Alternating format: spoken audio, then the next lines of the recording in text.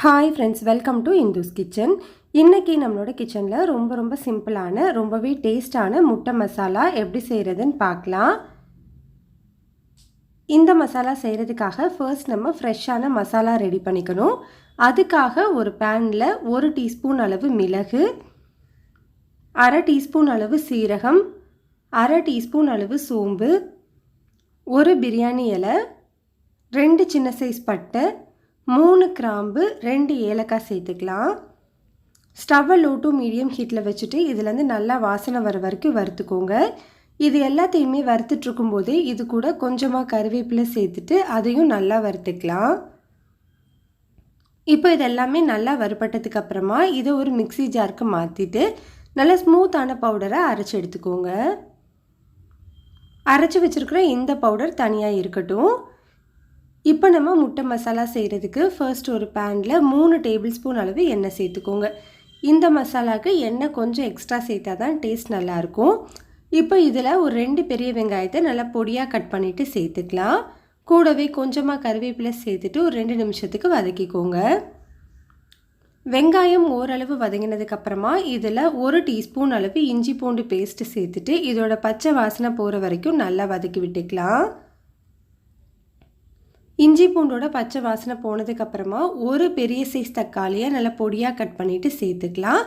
தக்காளி சீக்கிரமாக வதங்குறதுக்காக இந்த மசாலாவுக்கு தேவையான அளவு உப்பு, 1/2 டீஸ்பூன் தூள் உப்பு சேர்த்துட்டு தக்காளி நல்லா மசிகிற வரைக்கும் வதக்கிக்கோங்க. பாருங்கள், தக்காளி இந்த அளவுக்கு நல்லா மசிஞ்சு வெந்திருக்கணும். இந்த டைமில் 1/4 டீஸ்பூன் அளவு மஞ்சள் தூள், 1 டீஸ்பூன் அளவு தனி மிளகாய் தூள் சேர்த்துக்கிறேன். உங்களோட காரத்துக்கு ஏற்ற மாதிரி மிளகாய் தூளோட அளவை எடுத்துக்கோங்க. கூடவே 1 டீஸ்பூன் மல்லித்தூள் சேர்த்துட்டு இதோட பச்சை வாசனை போகிற வரைக்கும் நல்லா வதக்கி விட்டுக்கலாம். மசாலாவோட பச்சை வாசனை போனதுக்கப்புறமா இதில் ஒரு 1/2 கப் அளவு தண்ணி சேர்த்துக்கோங்க. தண்ணி அதிகமாக சேர்க்க வேண்டாம், 1/2 கப் சேர்த்தா போதும். இதை நல்லா கலந்துட்டு இது ஒரு கொதி வர வரைக்கும் வெயிட் பண்ணலாம். இந்த மாதிரி இது கொதிக்க ஆரம்பித்த உடனே நம்ம ரெடி பண்ணி வச்சுருந்த அந்த ஃப்ரெஷ்ஷான பவுடரை சேர்த்துக்கோங்க. பவுடர் சேர்த்துட்டு இதை ஒரு முறை நல்லா கலந்து விட்டுக்கலாம். நான் இன்றைக்கி 4 முட்டை வேக வச்சு வச்சுருக்கேன். முட்டையை வேக வச்சதுக்கப்புறமா இந்த மாதிரி 2 கட் பண்ணி எடுத்துக்கோங்க. இந்த மாதிரி நம்ம கட் பண்ணும்போது மசாலா எல்லாமே நல்லா உள்ளே இறங்கி டேஸ்ட் ரொம்பவே நல்லாயிருக்கும். இப்போ இந்த முட்டை எல்லாத்தையுமே நம்ம மசாலாவோட சேர்த்துடலாம்.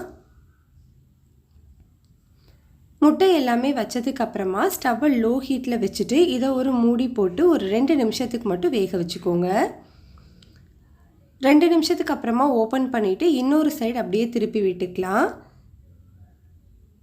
திருப்பி விட்டதுக்கப்புறமா திரும்பவும் மூடி போட்டுட்டு ஒரு 2 நிமிஷத்துக்கு லோ ஹீட்டில் வச்சு வேக வச்சுக்கோங்க. 2 நிமிஷத்துக்கு அப்புறமா நம்ம இதை எடுத்துடலாம். எடுத்துட்டு இது மேலே கொஞ்சமாக பொடியாக நறுக்குனா கொத்தமல்லி இலைகள் சேர்த்துக்கோங்க. கொத்தமல்லி சேர்த்ததுக்கப்புறமா நல்லா கலந்துட்டு ஸ்டவ் ஆஃப் பண்ணிக்கலாம். அவ்வளோதான், நம்மளுக்கு ரொம்ப சிம்பிளான ரொம்பவே டேஸ்டான முட்டை மசாலா ரெடி ஆகிடுச்சு.